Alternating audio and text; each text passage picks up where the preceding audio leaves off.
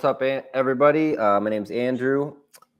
I'm the owner of AAO Media and independent videographer.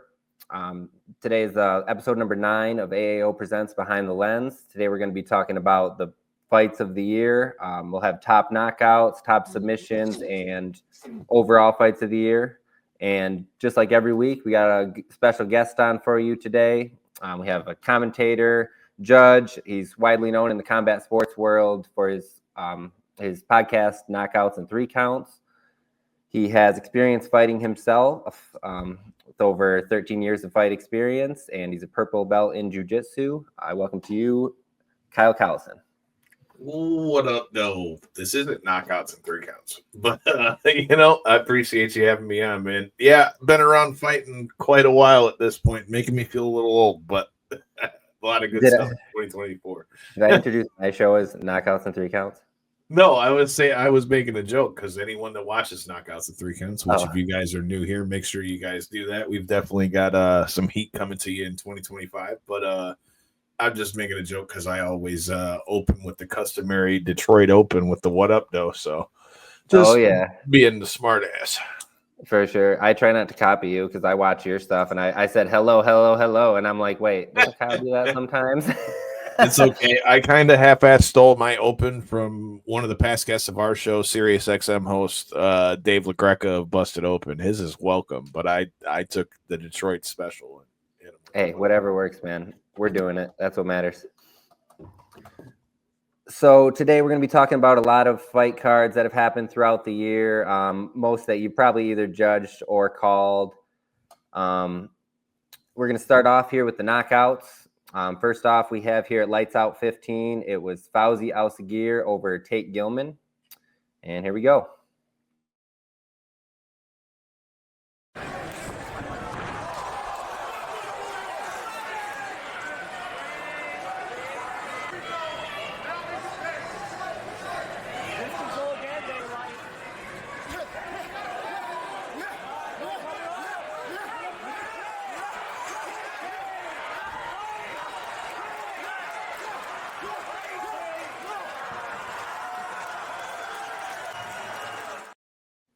Okay, so nice ground and pound finish there by Fauzi. I know he was coming off of his first fight where he actually was knocked out going into that one. And in a fight that he had almost knocked the guy out before that and then gassed himself out halfway through that one. I called that one as well. Yeah, that was wild. He just got dropped and it was like, okay, well, that's over now. But he definitely redeemed himself here. Tell me a little bit about what you thought of that fight. You called this one, correct?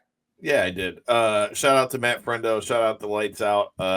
Formerly Lights Out, coming back at you in 2025 as Legends of Combat. We'll talk about that soon on Knockouts and Three Counts. But Fauzi is related to Abe Al-Sagir, who also is another guy I've gotten to call a lot of his fights inside the former Lights Out cage.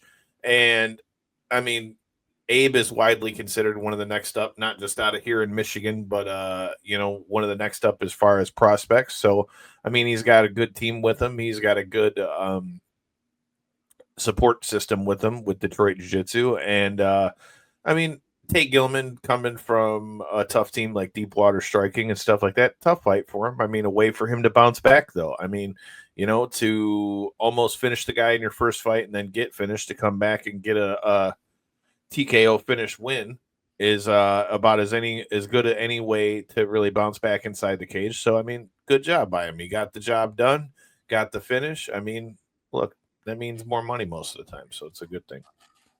Yeah, for sure. It was nice. And yeah, all those guys out of Detroit Jiu-Jitsu, definitely very great fighters. I've been working with them since I really started working. So you'll see a few more of their guys on here, including Abe. But yeah, Abe, when you hear this, since I saw you commenting on there, dude, you've only been saying you wanted to come on the show for the last year and a half. So I'm just throwing it out here. Someday before I quit doing this, you got to come on the show. Who? Fauzi? Abe. Oh, Abe? I swear it's been like a running joke. I swear every time I see him at a fight, either him or his coaches come up to me and they're like, oh man, yo, how you doing? Blah, blah, blah. You know, and like it always is like, when are you coming on the show? But it just never seemed to happen yet. Well, he's usually watching my stuff, so hopefully he will get on there. I thought I seen him on there. He must have been on somebody else's pod. No, Yep. we haven't gotten to have him on there yet. Like I said, anyone that's new to what we do at Knockouts and Three Counts, I mean, we bring you everybody from UFC, Bellator, Ryzen, Bare Knuckle, but I want to always kind of keep our foothold here in the Michigan scene. And if there's anybody that I can try to put eyes on, I'd love to. I mean, speaking of which, shout out to Austin Bashy, who's another guy I got to call through Lights Out that is going to be making his UFC debut coming up here on January 11th. So, like I said, always like to have a little bit of everything. Another good reason to watch us because you never know who or what you're going to see on there. Yeah, for sure. I'm excited to see Bashy. That's a good fight for him heading in there. But I'm going to go on before we talk about that for a while. I'm going to move on to the next one. This one's going to be on the same card. This was actually a deep water guy capturing a victory. Marcus Aarons over Blake Cross.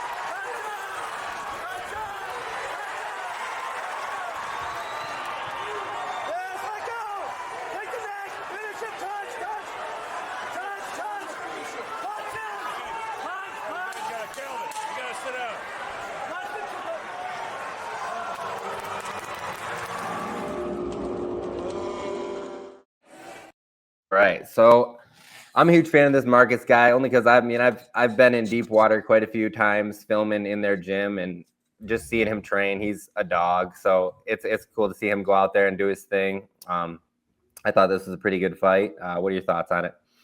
Well, his opponent happens to be the cousin of another one of our past guests, and another guy who was originally in one of the Lights Out cages, Kenny Cross. Didn't know that. But with that cousin, they're related somehow. I want to say it's his cousin. But with that being said, I've gotten to call a couple of Marcus's fights. I remember this fight in particular, and what I remember of this fight is that Marcus really just kind of put it on him. Like, he overwhelmed him in a lot of ways. He really obviously, as you can see from the finish, put a lot of pressure on him and overwhelmed him. As you can tell, there wasn't even a lot of time left in that round, and the referee still stopped it because of the pressure that he was putting on him. I think it's a big win for him. I think it was anytime you can get finishes and let yourself know that you have the ability to be able to finish somebody in a fight is always a good thing. But yeah, to your point, everything I've heard so far heard and seen about Marcus Aarons so far. He's a tough kid. Shout out to Deep Water. But yeah, man, it was a good performance. And from what I remember from calling, you got to remember, so when I'm calling these fights outside the cage, man, like, you're seeing this all unfold like right in front of you. And it's just like, in your mind, you're almost kind of like, damn, man, he's really overwhelming this dude. And it's like, you can almost see some of it coming before it happens. So from what I remember of this fight, Marcus Aarons was kind of really putting it on him for a hot minute, really put a lot of pressure on him. Good finish for him, although he definitely looked like he was trying to give his best Godzilla impression at the end of that. Yeah, I had to throw that in there. I just like those slow-mo clips, man. All right, so next one, we're going back to the El Seguir bloodline. This is Abe El Seguir over Jimmy Sandlin at Lights Out. This was a good fight.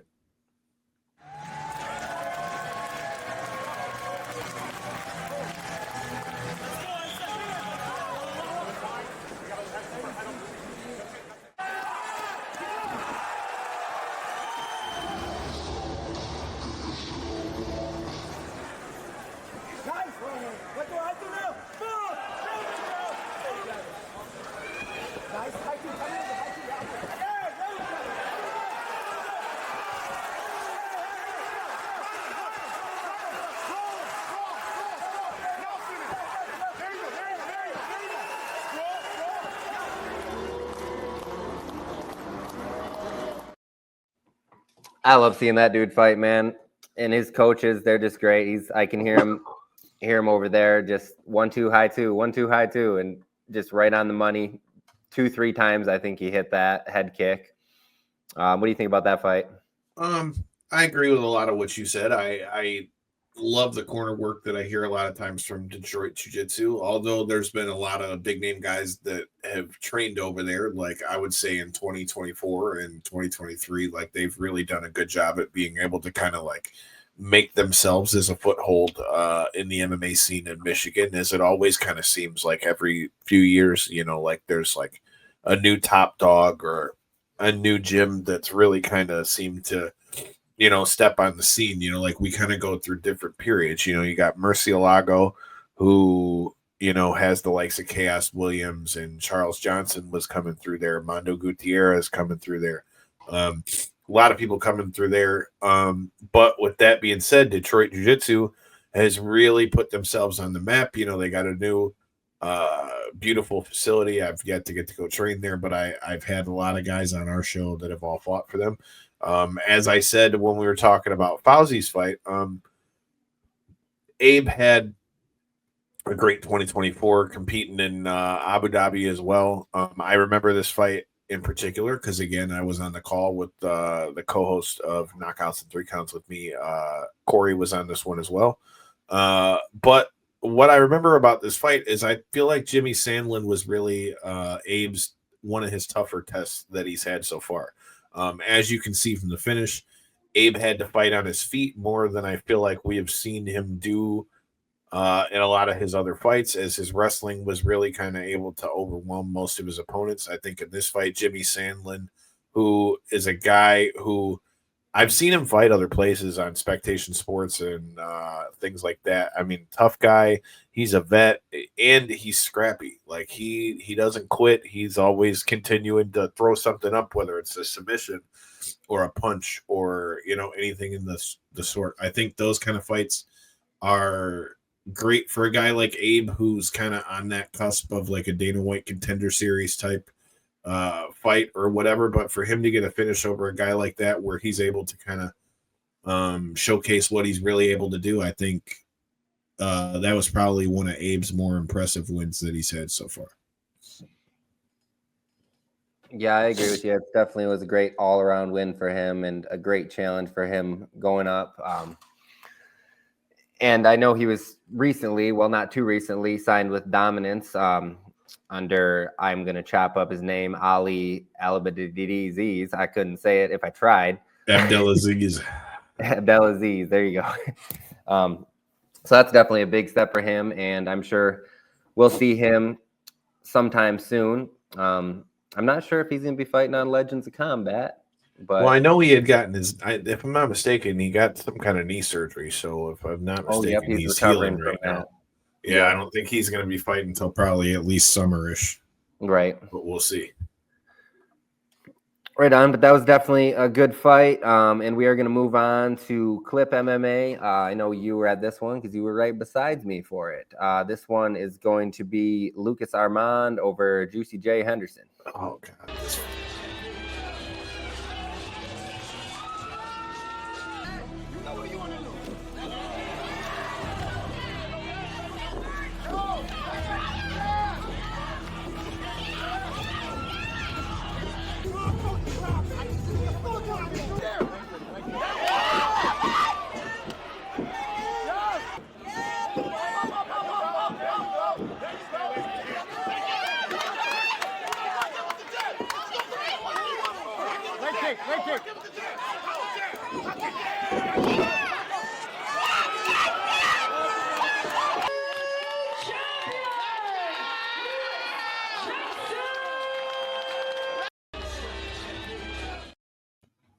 All right. So that one, I know how I feel about that. We talked a little about it. I'm glad to see that Mr. Jay Henderson is doing better. But I know he was out for quite a while after that. There were some shots towards the end that were towards the back of the head there. There were about 6 or 7 of them. This is no hate on Lucas Armand, because I was sitting like right outside the thing, like literally like straight on shot at it. And Jay, I'm gonna be honest with you. I mean, yes, I was judging that fight. I've trained with Jay and the guys over at All Day MMA. So Jay is a homie of mine. He's also a past guest of Knockouts and 3 Counts. But for the record, obviously, with me judging that fight, none of that had anything to do with it. As far as the finish, I think Lucas Armand is definitely one of the next up as far as heavyweights coming out of the amateur scene and things like that. I've seen a few of his other fights. Obviously, he comes from Murcielago MMA, which, again, as I mentioned on the last fight, is one of the top teams that you can really train with in Michigan right now. Him getting a win over a guy like Jay is a big win for him. And ultimately, let's face it, when being, a fighter or being in those fighter meetings and all those things, the number one thing they tell you is don't stop until the referee pulls you off. So while I said that I think a lot of those shots were to the back of the head, which I still stick by what I said, I think a lot of those shots were to the back of the head. That's not his fault. Ultimately, the first couple were clean ones, and then he got him with a real good one to the back of the head, and then the rest of them kind of were like clockwork, because for anybody who's never been hit in the back of the head, those do a lot of damage, especially when you're talking about a heavyweight. What happened after that was one of the scariest things that's probably the scariest thing I've ever seen in a cage in front of my face, much less to happen to somebody that I've trained with. As far as the performance, Lucas Armand did, he did exactly what he was supposed to do. You know what I mean? Like you go in there to go get a finish. He knew Jay Henderson was going to try to wrestle with him, as you can tell from that fight. That's what his goal was. And he was able to stop that, whether that's because Jay didn't put enough hands in front of it or whatever, whatever the reason. I'm not going to take anything away from his win. His win was what it was. He got a win. He got a finish. And I've seen him fight enough other places to know that Lucas Armand is, like I said, definitely one of the top amateur heavyweights in Michigan. So, like I said, this is no slight at Lucas Armand, but as far as my thoughts on that fight, I thought a lot of those shots were the back of the head. But kudos to him. Good finish. But, yeah, that was definitely one of the scariest things I've ever seen in a cage right in front of me. Yeah, definitely the scariest thing I'd seen. You could see really kind of maybe the third shot where it kind of really put him out, and it was like, okay, call it. But then there was more shots, and then didn't call it. Well, and that was like, my okay, issue watching it from the it'll be outside. over now. Obviously, I can't say anything being a judge. It's different than when I'm on the commentary, and my job is to commentate what I'm seeing. But after, like you said, after about the third or fourth shot, I think he was out. And then so he's just taking shot. And then, like you said, to your point, I feel like the first two punches, you can see where Jay's head is kind of turned up against Lucas, still trying to finish the takedown. So, like, the first couple shots were hitting him clean. Obviously, you might get one or two that are going to hit him in the back after that because, his head starts to go down. Totally understand that. But to your point, I think after about the third, maybe the fourth one, he was out. And then there was another 3, 4, 5 after that. And so, yeah, that was one of the more scary ones I've seen. Good finish for him. It's tough to see something like that happen to a guy that you train with. But again, as the judge, my job is to be unbiased with it. And since it didn't go to decision, I didn't have to make a decision. But yeah, that was one of the scariest things I've ever seen in a cage in front of me. Yeah, I mean, I'm obviously a little biased going in, working with Lucas. Obviously, wanted him to come away with the victory so I can put together the highlight reel for him. But like, I definitely seen those shots at the end there that were definitely to the back. And I mean, either way, great fight, some great shots standing. Yeah, and again, for anyone who hears this, because I know how people like to talk in the Michigan MMA scene, I'm not taking anything away from Lucas Armand. Lucas Armand did what the fuck you're supposed to do inside a cage. That's what it is. His job is to keep hitting the guy until the referee does something, and it's the referee's job to stop that from happening as far as, catching those shots to the back of the head. So I'm not taking anything away from him. I just, in my opinion, watching it that close, and again, obviously I did know Jay, but since I was judging the fight, that has nothing to do with it.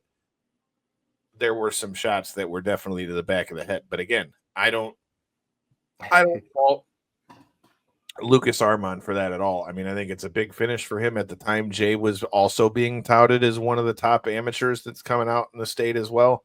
And I mean, again, having been in the training room with those guys, I know what Jay is capable of doing as well. And so, and I think Lucas knew that too, which is why that was such a highly touted fight for being an amateur fight. So, hey, good win for him. I'm not taking anything away from him. I'm just telling you, this is what I see. You said I was outside the cage, and I'm just telling you what I saw with my own eyes from being outside that one.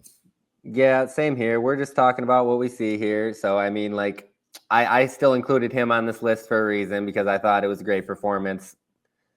Oh, yeah, I mean, again, that fight was as big a fight as you were going to get in the heavyweight division as far as amateurs in Michigan. It was a big fight for both guys. Both guys had a lot of hype coming into it. It's a good win for Lucas Armand. The commission didn't change that one over to like a no contest or a disqualification or any of that kind of stuff. So at the end of the day, it's like they always say in pro wrestling. I mean, the referee's decision is final. Do what you're going to do with it. I'm just saying that's what I saw, you know, from sitting outside there, but that doesn't take away from the fact that he was able to stop a guy who has the wrestling pedigree like Jay does and be able to defend those takedown attempts, be able to stop himself from being put on the back, which nobody to this point had even the slightest chance of doing with Jay so far. So again, great performance for Lucas Armand, not taking anything away from him. If anything, if Jay does decide he ever wants to get back in the cage, I'd like to see maybe that one run back. But yeah, I thought it was a lot of shots to the back of the head. But again, that's no fault of Lucas's. He got the finish.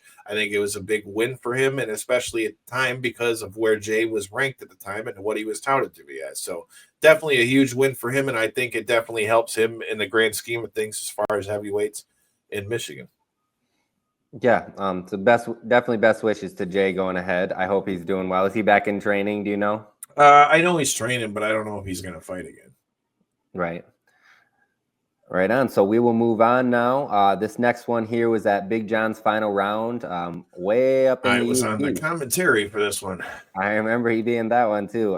This one is, I just enjoyed this one because it came right after the viral Max Holloway point at the ground knockout Justin Gaethje in the last 10 seconds. And this Dylan McCullum kid basically did one of those things here against Kaiwan Reese. So let's go ahead and watch that here.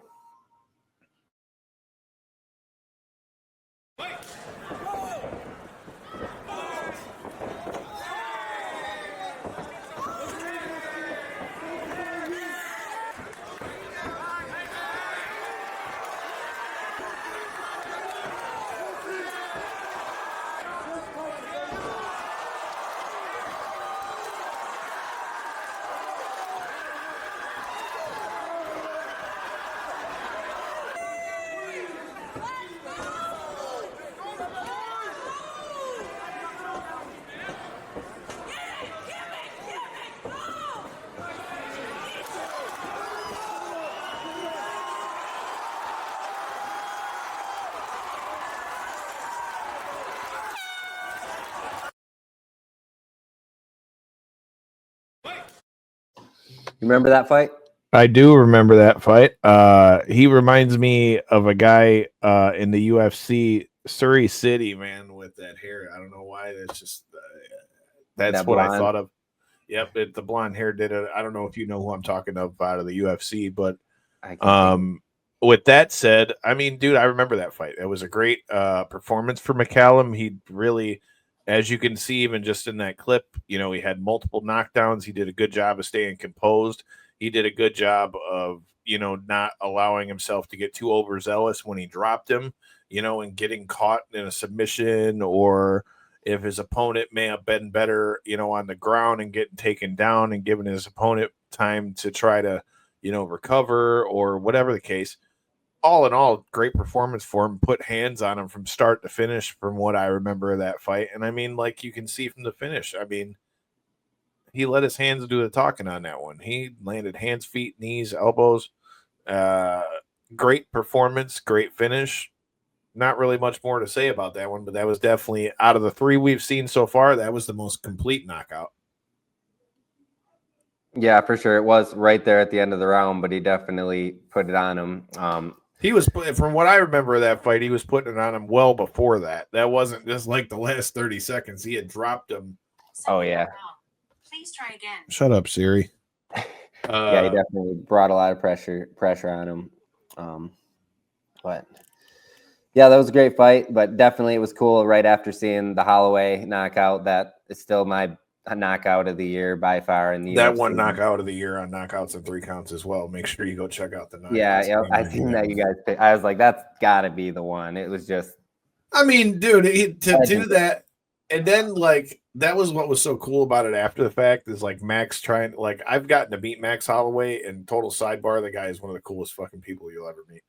Yeah. But you know, like hearing Max explain that when Ilya Taporia was like, "Oh, let's meet in the middle, brother. Let's meet in the middle." But like Max is telling him, like, you don't understand like what that moment was. Like, it's not like I just decided, oh, I'm gonna go in there and I'm gonna point down at the middle and have him meet me in the middle. And we were in the middle of just banging it out. Yeah, and it happened like that. I mean, that fight and that finish. You will be very hard pressed to say that there's a better fight of the year or knockout of the year than that one. Yeah, absolutely. Definitely got me excited to see somebody kind of do a little bit of Max Holloway there at Big John's. And moving forward rest in peace, Big John. Yes, rest in peace, Big John.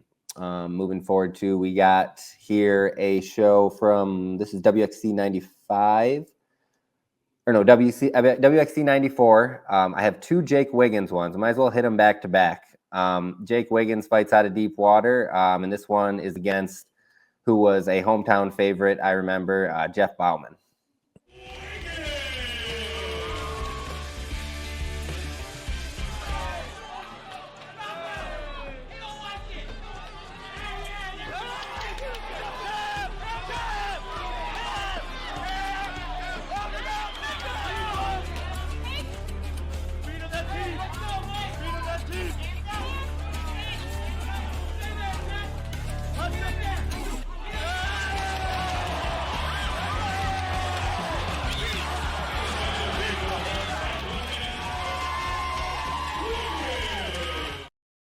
Yeah, so Jake Wiggins never really seems to disappoint when I am cage side filming for him. He's always got some highlights to make, and it was no different there as he dropped Bauman. I believe it was in the second round. Or no, that was Scott. First round against Bauman, second round against the next one. Tell me what you thought about that fight. Were you at that one? I believe I was at that one. I wasn't working that one, but I believe I was at that fight. Jake Wiggins is a guy, I've seen a few of his fights now. I believe I've called a couple of his fights too. From everything I see so far, I mean, well-rounded kid. I mean, that was a good finish. I've seen Jeff Bowman fight a few times. And I mean, from that spot, he did a good job of keeping the pressure on him, did a good job of getting the finish. And I mean, I would say definitely a fair stoppage. I mean, I would definitely say Jake Wiggins did his thing in there and knew how to go in for the kill and be able to get that finish. So, I mean, I have no problem with that one. I think it's definitely a kid I keep hearing his name in the Michigan scene, even if he is an amateur. Yeah, he actually is a pro now.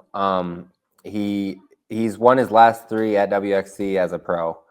That's right. My bad. I forgot he turned pro. That's all right. But he lost that last one as an amateur against Ethan York. Okay. That was at Lights Out. That's why I remember him as an amateur. Yep. So this next one is him again at WXC 95 against Brian Scott.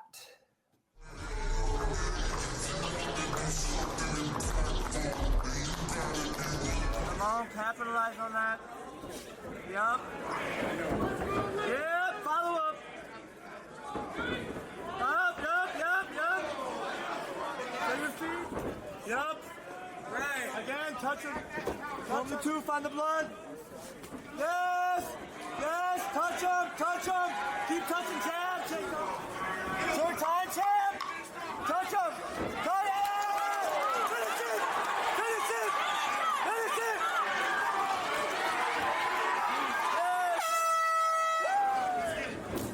Yeah. Pendulum stop. Get him.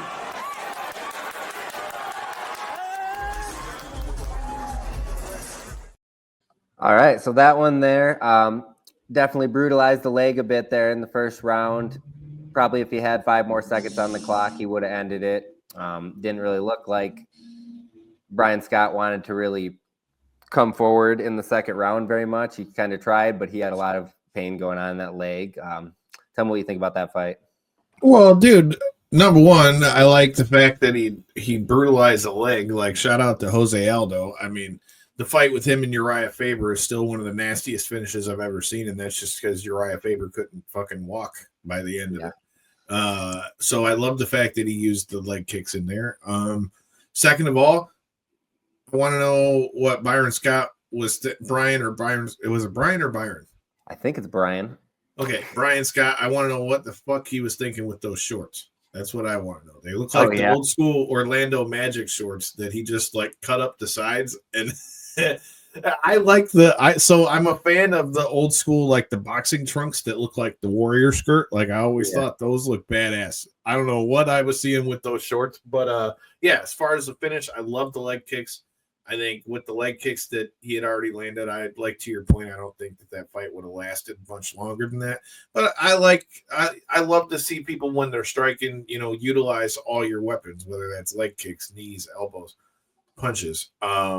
I think the leg kicks are something that is underutilized a lot in MMA because perfect example being like fights that I've gotten to judge, like the last kickboxing fights. I mean, you can come forward and throw a lot of punches, but it's when somebody stops that momentum, stops that flurry, and you start chopping away at that leg, man, if you can't plant on that front foot, or if they tear up your back leg, if you can't plant on that back leg to transfer your power to the front, you ain't going to have no power in your shots.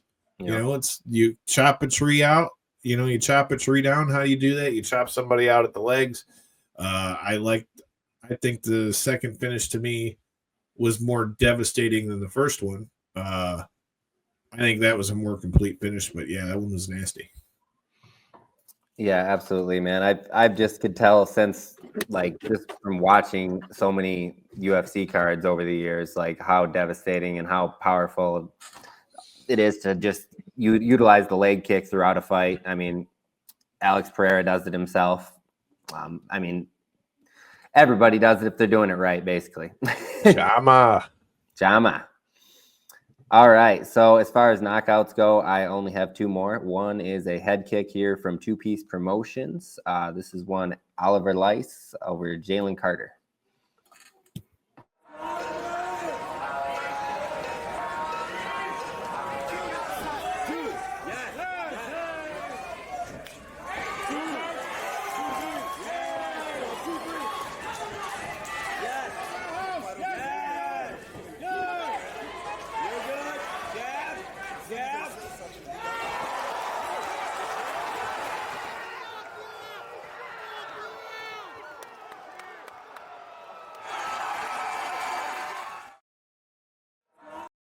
All right. So first to mention, that was Mr. Oliver Lice's first fight. So that's pretty cool to have a head kick knockout in your first fight. And that was the promoter from Two Pieces Fight of the Night. In his opinion, when I had him on the show, what do you think about that? I know Carter was putting it on him for a while at first, and then it just kind of came out of nowhere. But his coach called it. First of all, shout out to Two Piece. I'll be on the call for them on February 8th. Taking my talents to Cadillac, or what little talents there are. But with that being said, Mr. Weiss had plenty of the talents to let go on that one. Like you said, perfect way to start off a career, whether that be an amateur or a pro career. Nasty head kick. I mean, not much more way to get to a highlight reel finish than that. And I mean, a hell of a way to start off an amateur career. I mean, big shot. Put him down, looked nasty. Can't really ask for much more than that. Yeah, absolutely. And we have another one here from Two Piece. This will be the last knockout. This is going to be one Boris Radloff over Trenton Roseley. Sounds like he's...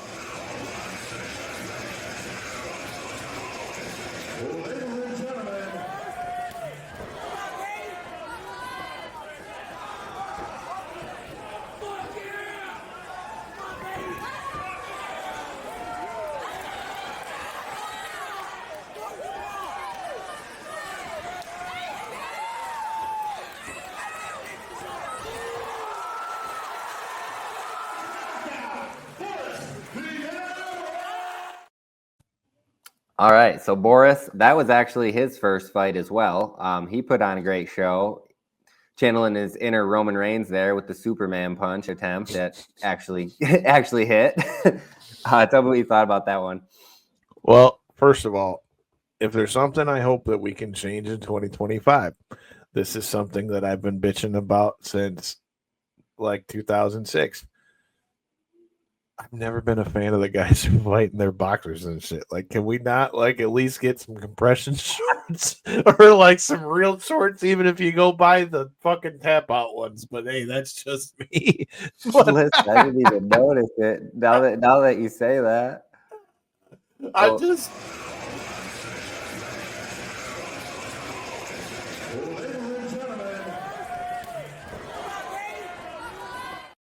yeah, those kind See? of look like boxer shorts for sure.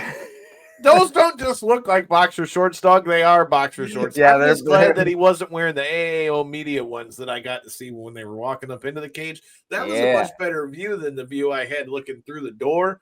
But I'm just Hey. saying those might have even been worse if he wore those than the boxers. Now, the finish again. I'm going to go back to the same thing I said in the last one. I love when somebody works the whole body, whether that's head, body, legs, elbows, knees, the whole deal. I like the leg kicks that we saw. His opponent really kind of didn't really seem to have an answer for the repeated shots that Boris was landing. I mean, he just put a lot of pressure on him. Definitely did his thing, did what you want to see especially again in a debut fight. I mean, to have a debut like that and to win by finish like that. I mean, great win for the guy. We'll see what's next for him, whether that's inside two-piece or lights out or wherever we might see him next. Who knows? Maybe you might have a real pair of shorts too. Yeah, hopefully, man. I'm excited to see these. I feel like a whole ass hater. He's gonna watch this. Hey, man, those aren't boxers. Yeah, those are fight shorts, damn it. I'm just saying they looked like boxers, did they not? They look like compression shorts, like something you'd wear under shorts. Definitely. I mean, even if they were just like the regular Nike compression shorts, something about those just looked like boxers to me. But what do I know? All right, so that's all the knockouts I got. So basically, based on what you remember, what was your ones that stood out to you? Out of the ones we had on here, I think Jake Wiggins' finish, Byron Scott. I'm sorry if I said the name wrong. I think that was probably the one for me as far as best knockouts out of the ones that you showed because I feel like it was the most complete one. Out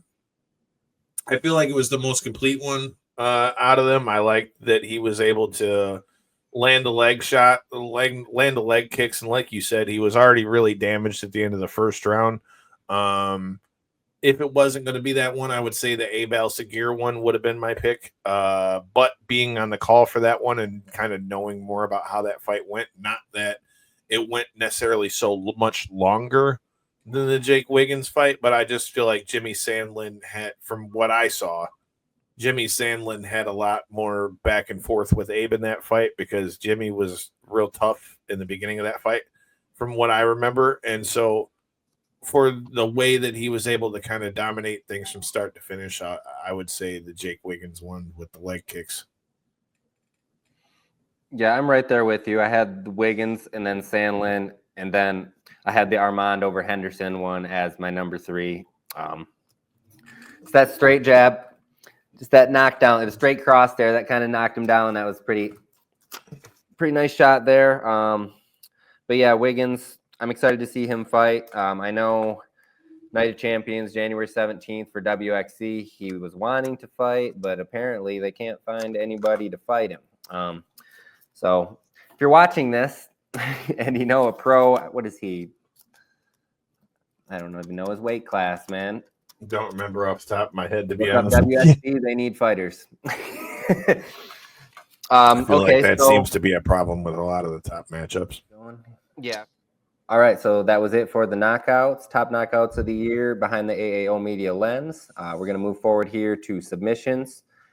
First, starting off here, we have Chase Quibbler. I hope I'm not saying that Chase wrong. Keebler, Keebler. another past guest of the show. Shout out to Chase on getting his black belt. Big fan of Chase. Yes, he did just get his black belt over, but he subbed a Smith. What, I don't even know his name, but you're gonna see it on the screen here in a moment. I Via believe heel I hook. called this fight. It was via heel hook at Lights Out 15, so I'm sure he did. We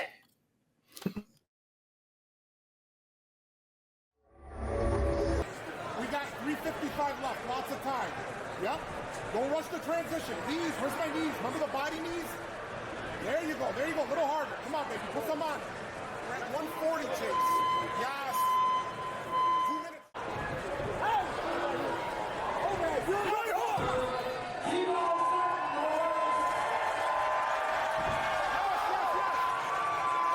Come up, go belly down and come up if the back take isn't there. Come up, Chase. Tactical stand up with your right leg coming through. Put weight into him, you don't got it. Drive it down. Rip it. Hey!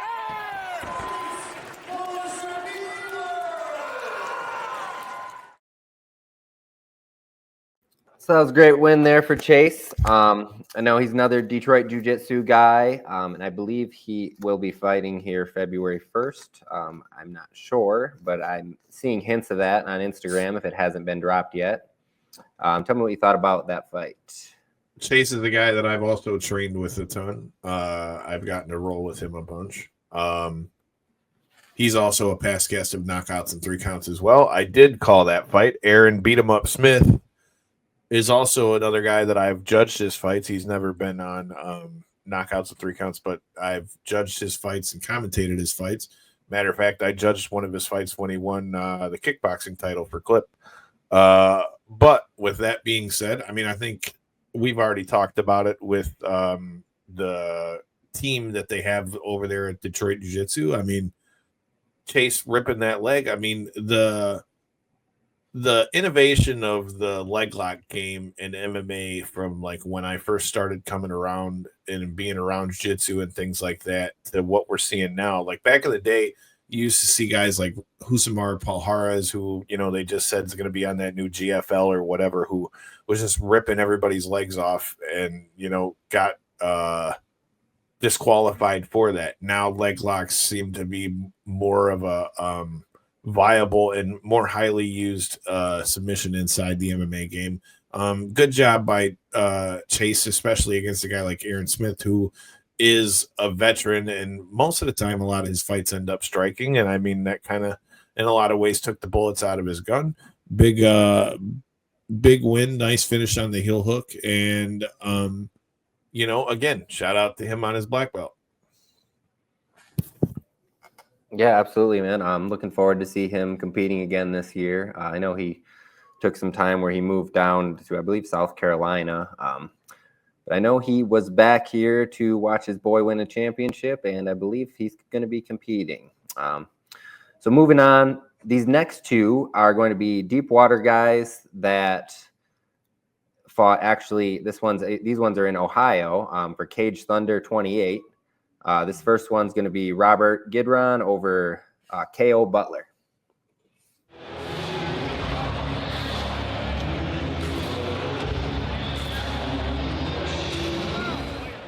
There you go. There you go. Stay calm. There you go. Stay position. You gotta try to turn. Find those elbows. Find those elbows. Whenever you're ready. Stay calm. Body by the head, breathe. Elbow right there. Body by the head. Elbow, drop it on him. There you go, drop it on him. Drop it on him. 1, 2, pound.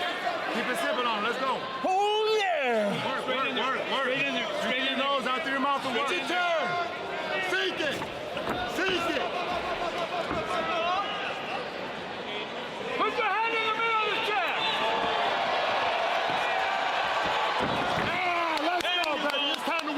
Let's go, baby. Let's eat. Let's go to work, baby. Let's go to work. Put his hat back on. There you go. The ref's gonna have to save him, baby. Let's go. Sit that shit in. Let's go. Sit there, baby. Man, that was an awesome event. Really cool venue. It was at Jacobs Pavilion there, like right on the water. So it was definitely different than anything I'd experienced. The main event, well, the main card actually got delayed due to Thunder at Cage Thunder for, I think it was at least an hour. We were wondering for a minute that fights were going to get canceled, but they turned out going. And Robert Silverback definitely put on a showing there. That was my first time seeing him fight against KO Butler, one of their hometown guys. Landed some nasty elbows there in the first round, bust him open, and then eventually in the second round finished him with the rear naked choke. Tell me what you thought about that one. I believe I've called a couple of Robert Gidron's fights as well, if I remember correctly. But I think, to your point, I think that elbow in the first round really kind of broke his opponent. You could see that, like, the pressure that he was putting on him, not only with the takedown, obviously carrying him over to his corner and landing the shots he was landing on. I mean, that not only takes the toughness of being able to take the shot, but then you also have to be able to, take the shot, but then be able to not let it shake you like that. And I feel like, not that I'm saying that his opponent, was done because of the blood, but it was almost like once he landed the elbow that cut him open, and, he really took some of the energy from his opponent in that fight. But yeah, good finish. I can hear another past guest of our show, Esteban Mohawk Rodriguez from Bare Knuckle FC in there. Great performance for him. I mean, there's not really much more to say other than, from what I see, it looks like, a pretty dominant win. Was able to beat his opponent up a little bit before he got the submission. And to your point, those outdoor shows are always a little fun because you never know what's going to happen, but definitely look like a real cool venue. Definitely somewhere maybe I'd like to check out, or if they ever need a commentary guy, give me a call. But, like I said, I thought that was a good one. Great win for Gidron. And, sometimes you got to beat somebody in the submission. Yeah, for sure. It was a great fight. It's always cool working with those guys, Deepwater and Esteban and all them. Looking forward to seeing Mohawk get back in that BKFC squared circle soon. Hopefully real soon. I've been trying to bug them all up on social media. It's like, put Mohawk against Kamosi. We want to see it. He's number 2 ranked cruiserweight right now in BKFC. Well, the guy that got the title shot that ended up fighting, I thought that Mohawk could have beat him. I think Mohawk's got the potential to be able to do some big things in Bare Knuckle FC. I think his biggest thing is he's got to learn to be able to keep people at the end of his punches with his range, and he's got to get a little bit more discernful on how he's spending that energy in that gas tank. I think if he gets those two things taken care of, he's going to be a problem inside that squared circle. Oh yeah, man, he's relentless. I mean, he's fight of the night. The last 2 times he fought, I believe, just constant pressure. And I'm like, when's this guy's gas tank gonna run out? And I'll tell you, after going out and filming for him we went to a state park and ran some stairs and all that good stuff. And dude's a beast. That's for sure. So same card, same gym. This one is Kelvin Hero Harbaugh over the hometown guy in Ohio, Alex Storm Bailey.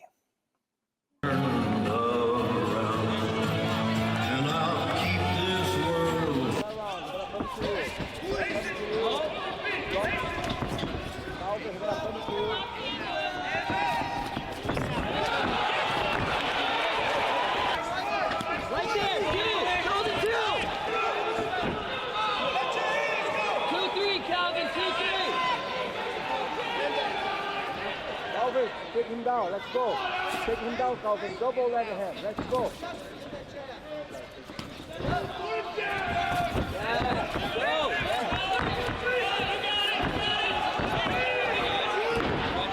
Your left leg gonna hook his leg here. Yes.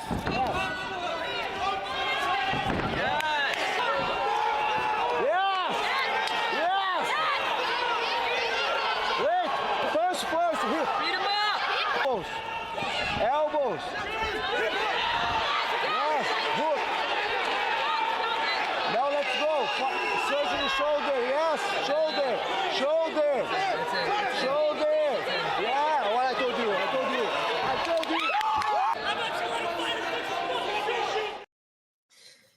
Again with the pants, dude. This time, Kelvin took him off him. And I don't even know if you noticed, but the last fight, Gidron, they made him take his fight shorts off before the fight. Something about pockets, and that was pretty wild. I never seen them have to declothe the fighter before a fight. That's kind of funny. I'm not gonna lie.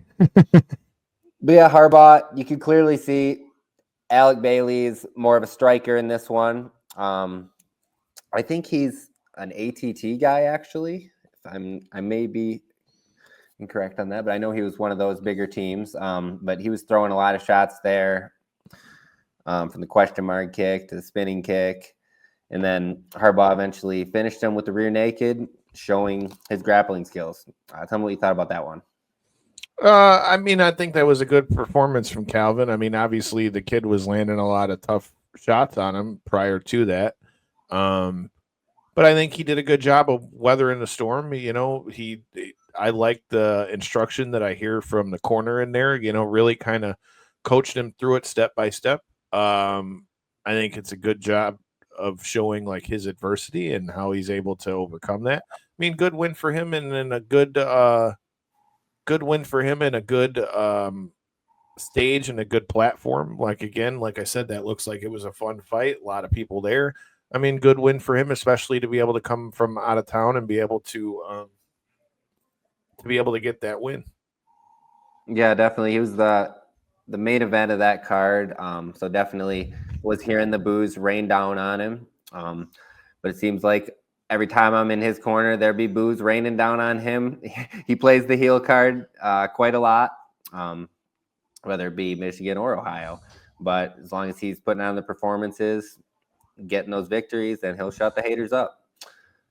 So moving forward, the final sub I have is actually someone that was knocked out earlier in the show. This is Kaiwan Reese. He was fighting for two-piece promotions here in November and subbed Logan Rocha with a rear naked.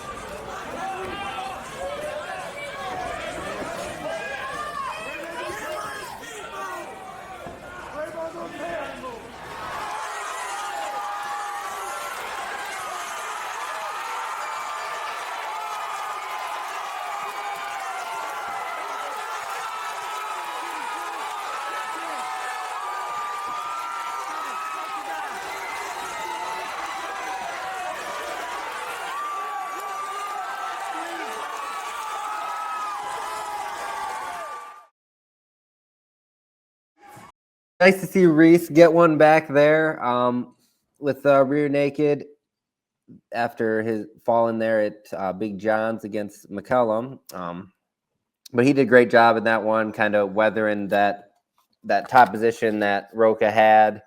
And then he kind of walked up the cage, did a little move there to get his position on the back and just finish the fight from there. Tell me what you thought about that one. I mean, like you said, good to see him kind of bounce back. It shows you why these amateur fights and things like that are a good thing, and just getting experience at time of the cage is a big thing. And that one in particular, I kind of just feel like Reese kind of just overwhelmed him, was really landing shots on him, and you know, the shots kind of really opened up the submission. In a lot of ways, you hear you know, like coaches that I've trained with, you know, a lot of times that's called the blueprint. You know, take a guy down, beat him up a little bit, take his back, get the rear naked choke, path of least resistance, and, you know, you finish the fight. I kind of feel like that's a lot of what happened. I didn't get to see the full fight because I wasn't at two-piece for that one. But, I mean, he landed a lot of good shots, and I feel like the pressure kind of overwhelmed him and opened up the hole for him to get the submission. Yeah, for sure, man. I'm looking forward to him. He'll be fighting again here February 8th for two-piece, along with a few of these other fighters that have been on here. So after those four subs, can you say one that kind of is the top one for you? Because for me, I'll say mine first. Mine's going to be Chase Keebler. I like the heel hook submission, a little more unique. Nothing against the rear naked. It obviously does the job, but it was pretty sweet to see him do that and the way he kind of transitioned into it. And then close second would probably be Kelvin. He kind of weathered the storm literally from Alex Storm Bailey and early on, and then he finished him there in his hometown with his pants on the ground and everybody in the crowd looking like fools. So that was pretty cool. For me, I think the most technical one obviously was Chase. I think him hitting that heel hook was very well done, especially on a guy like Aaron Smith, who, wants to fight with you on the feet.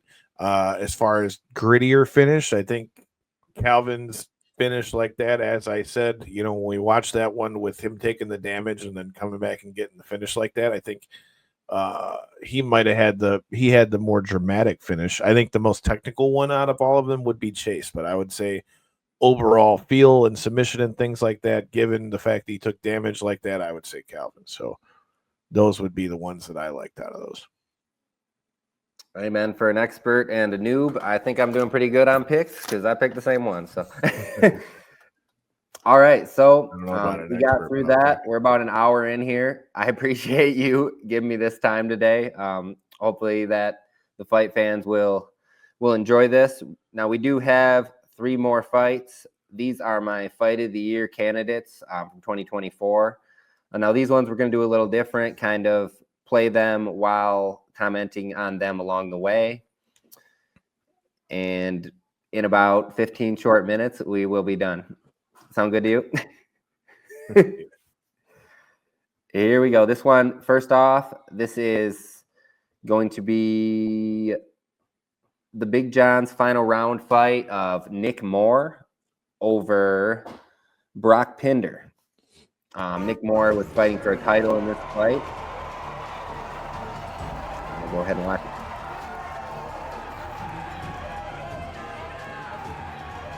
You're gonna hit him with the walls of Jericho out here. Yeah, you remember watching this one? It's coming back to me, but actually, I do remember. If I'm not mistaken, the kid in the white, red, white, and blue shorts is the one that won this one. If I'm not mistaken. Yes, sir. That's why I picked it. Basically, he was taking a lot of damage throughout the first 2 rounds, and that tells you my fight brain. I remember the kid's shorts. Yeah, right. Just little things.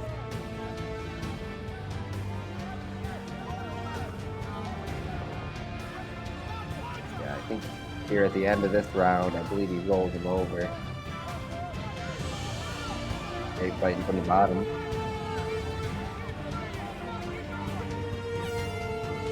Oh no, he just was an armbar.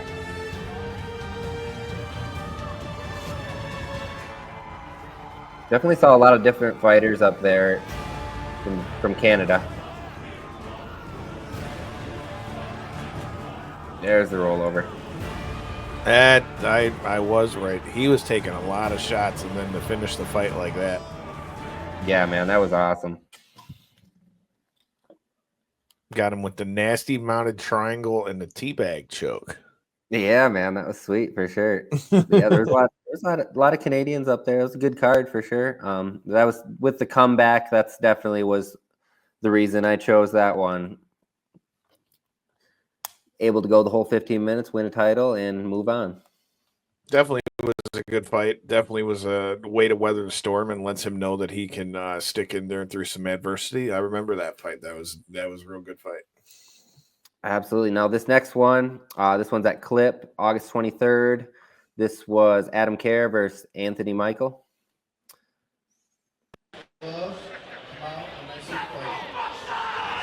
I was judging this fight. Yeah, this is a great one.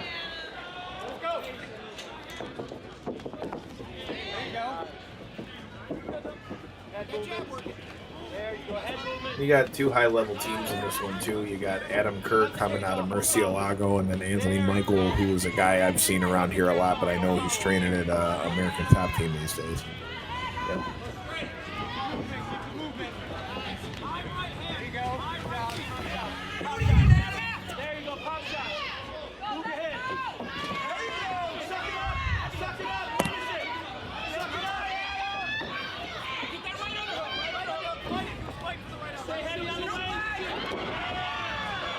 Yeah, this is my first time filming for Adam, and he definitely earned his nickname, the Wild Man.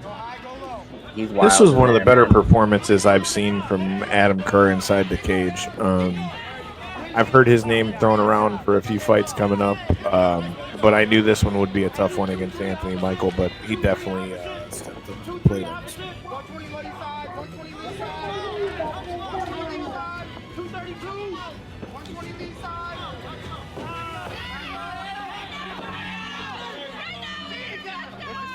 With the set it back. Use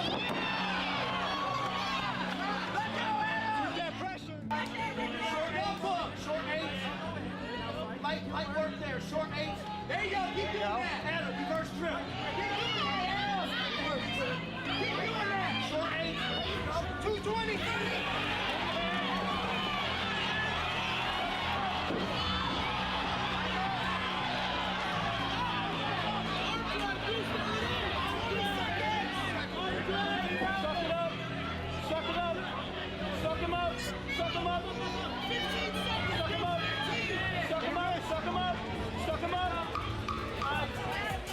Stop up in your ears. Windshield and pop. Behind you. You're doing good. Just keep your chin down. Suck it up. Suck it up. Watch your hands. He's got guillotine. Dump him at him. Put your leg in front of him. We can stay on the ground. Put it down. Put it down. Put it down. Put your weight on it. Sit down. Put it down. Put it down. There you go. Chin down all the way through.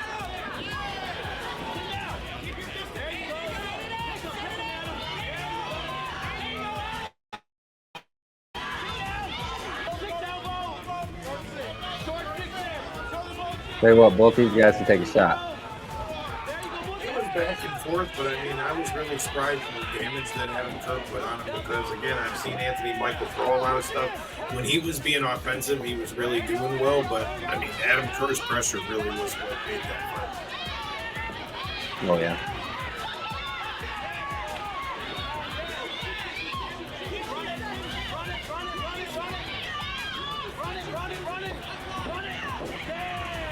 And if he wasn't 100% on takedown attempts, I know he was damn close.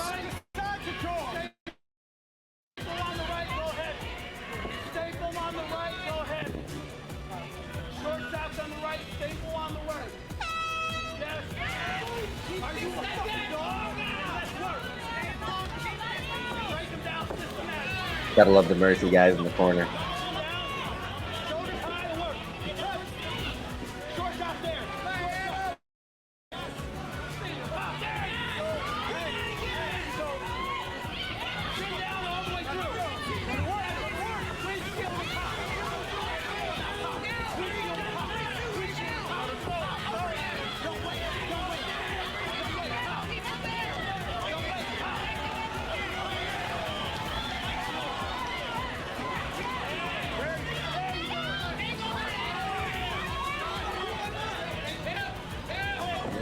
Here it is.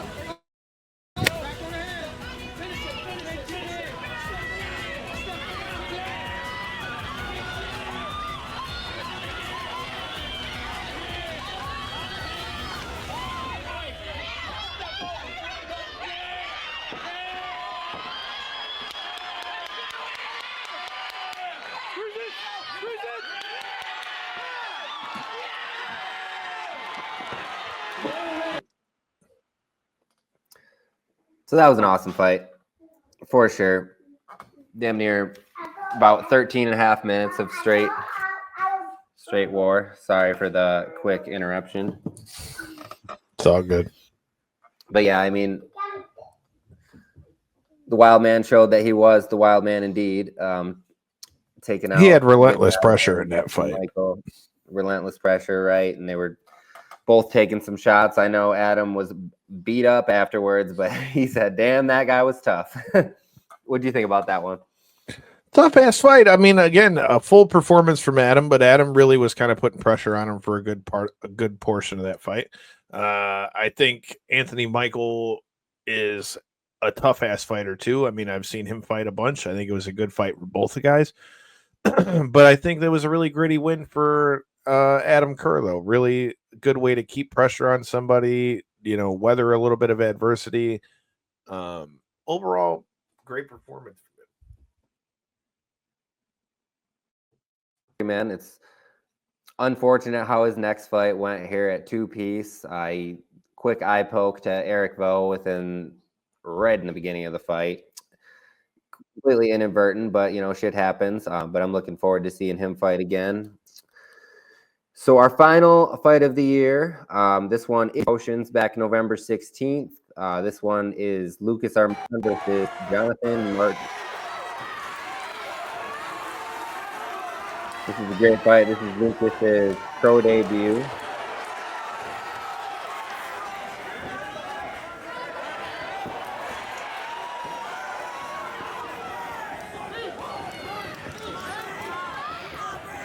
Commentated both of these guys, both Lucas and Jonathan Martin as well. Tough fight for both guys. I watched this fight in its entirety. Real back and forth fight. But I think this fight was more of a full performance for Lucas Armand on this one. I feel like he, showed what he can do with adversity, showed what he can do with another heavyweight, showed what he can do when he gets put on his back. Because in the Jay Henderson fight, he defended a lot of the takedowns.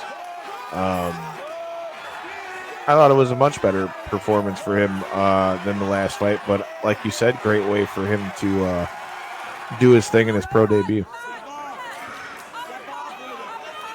Yeah, for sure. I'd seen Jonathan Martin. I think he fought Brett Martin at Lights Out, if I do remember correct. He's a veteran, I believe, isn't he, in the pro world?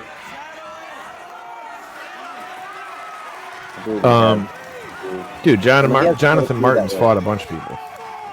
Yeah, his last few fights I think were called back, no contest. That's what I'm thinking. Record's kind of lower than what it shows. I love that. Be able to take his time.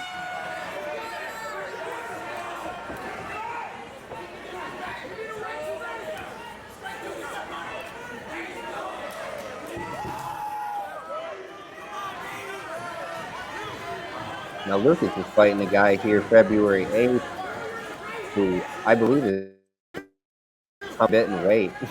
I remember looking into it when I saw the fight getting released. He's a veteran that's fighting again. That means it's going to be an experienced guy, but anytime a guy's moving up, we'll see how he does, especially at heavyweight. Yeah.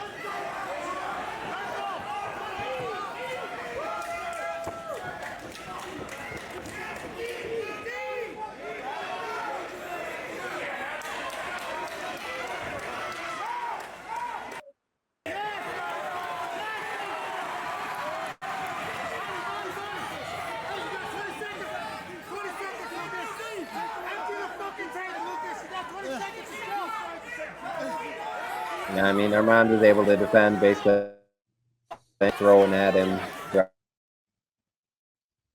seat, challenged him in all kinds of different ways.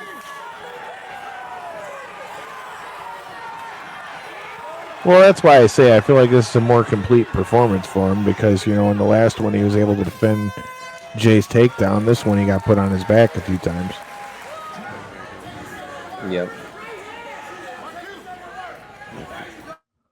Here, I believe.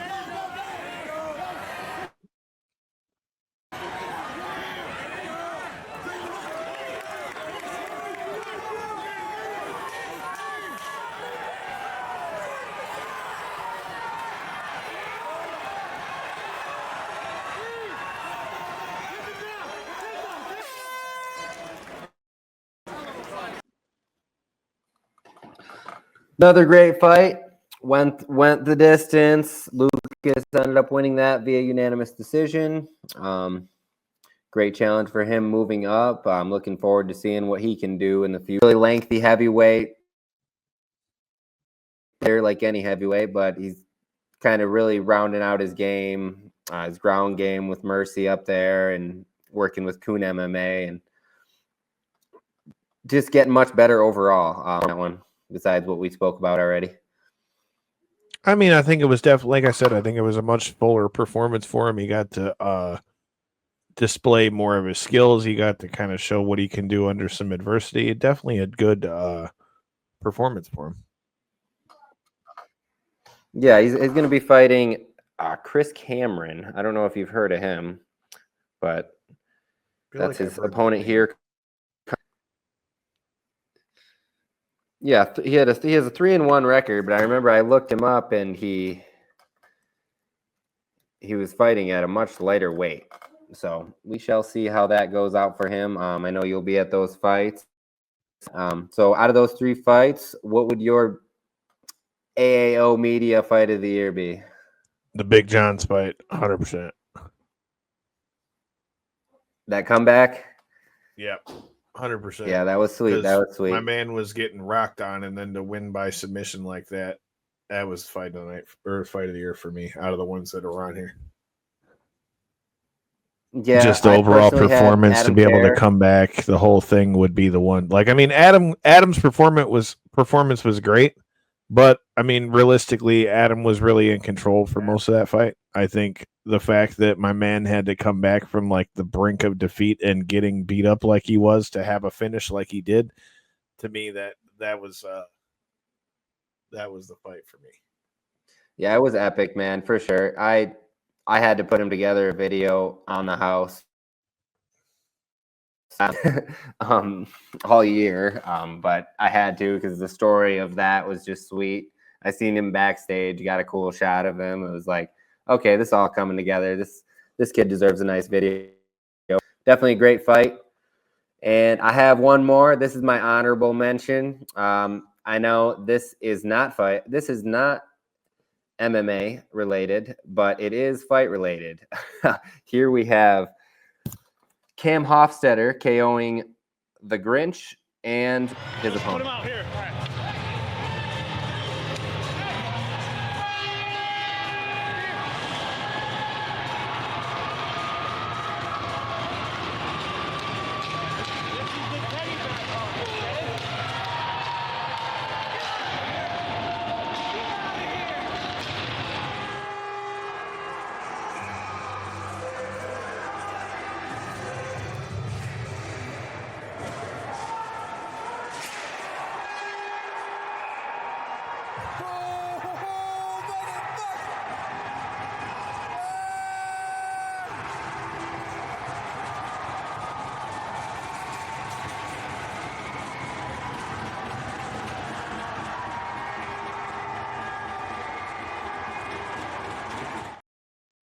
So I had to include the hockey homie on here, man. That was a badass fight.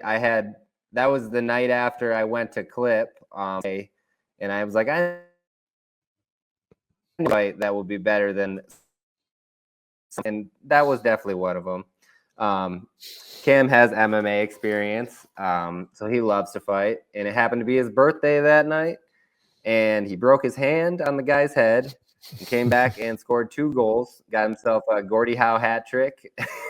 And I know he's getting surgery this week, so good luck on that, Cam. I just wanted to include you there because Gotta love a good hockey scrap. I've seen hockey teams come in and train with us over the years, and I think it's good for those that are on the ice to kind of know how to throw hands like that. Gotta love a good hockey scrap. Shout out to my guy and past guest of the show, Darren McCarty. He could tell you a few things about some of those kind of scraps. But yeah, you love to see it on the hockey rink. You don't see it as much as we did when we were kids, but I fuck with it. oh yeah, man, that's a semi-pro hockey too. So I think you see that. I think you see a fight every game, no matter what. That's where it's at. I like it.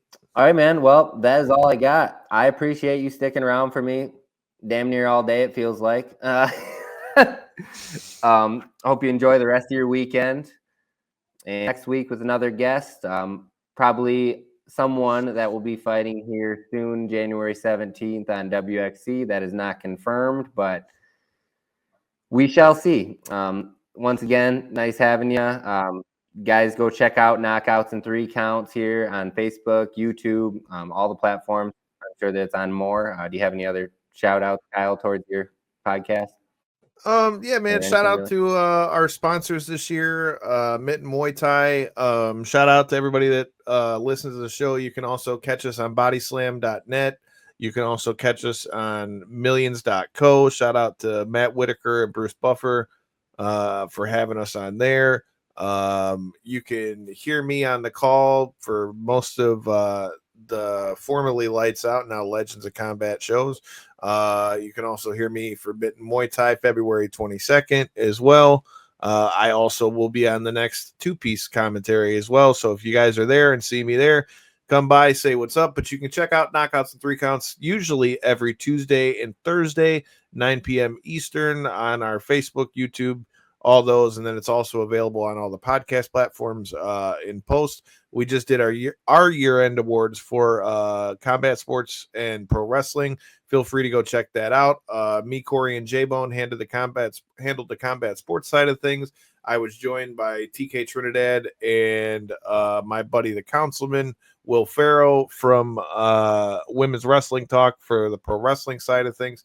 Lots of good stuff to talk about there. A lot of good stuff to come your way in 2025. So if you are a fan of the combat sports, which if you're watching this, I would assume you are, you guys need to do yourself a favor. Check out Knockouts and 3 Counts, and I'm sure you won't be disappointed.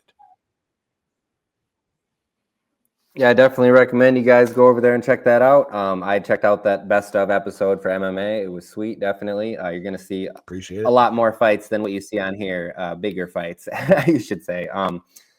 I haven't been following much on the wrestling end, to be honest. I kind of fell off a little bit there after, I think it was when CM Punk and Roman Reigns, that whole thing that's the last time I watched. But I'm excited to see what they got moving forward for WWE and Netflix. Oh yeah, dude. They're saying that the Raw episode that's coming to Netflix January 6th, they've said, and I quote, is going to be a WrestleMania caliber episode. So I definitely will be tuning into that. Something tells me it might be an electrifying one, but But with that being said, I think there's a lot of heat coming. The WWE end of things in 2025. Hopefully AEW can rise the ship a little bit. I know they have AEW World's End as we're talking about this, recording this weekend. So shout out to them. Hope it does all well. I mean, look, man, let's keep it simple. As far as pro wrestling and combat sports, I want to see everybody do well. Rising tide raises all ships. And as you said, wrestling's about as hot as it can get right now. So if you're into that sort of thing, whether it's WWE, AEW, Ring of Honor, the Indies, we got you covered there too. Yeah, I'm looking forward to see what they do. I know it's going to be unrated, I believe, so it'll be kind of an attitude era. No, WWE is what I'm kind of hoping.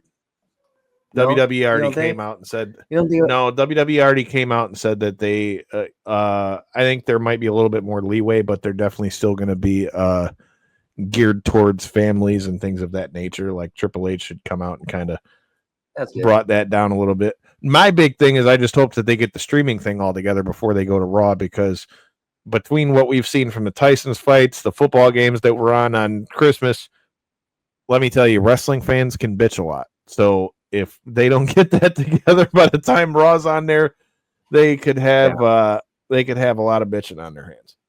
Yeah, for sure. They do got to figure that out. I noticed the football game kind of worked a little better because probably way less people streaming it, but yeah, I'm looking forward to that. And if you guys, anybody watching follows WWE, definitely follow Knockouts in 3 Counts for their up-to-date news and highlights of WWE.